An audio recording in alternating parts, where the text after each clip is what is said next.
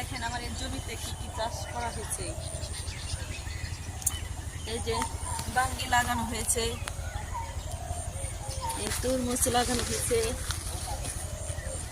তারপর লাগানো হচ্ছে এই যে সাম্মাম গাছ, এটা বিদেশি ফল। এই যে সাম্মাম গাছ,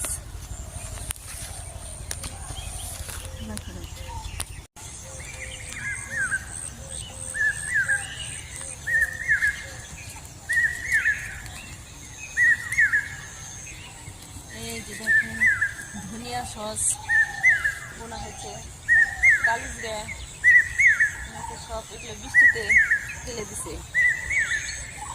পিছনে ভুট্টা গাছ লাগানো হয়েছে, আর এই যে আলু লাগানো হয়েছে, আলু গাছ।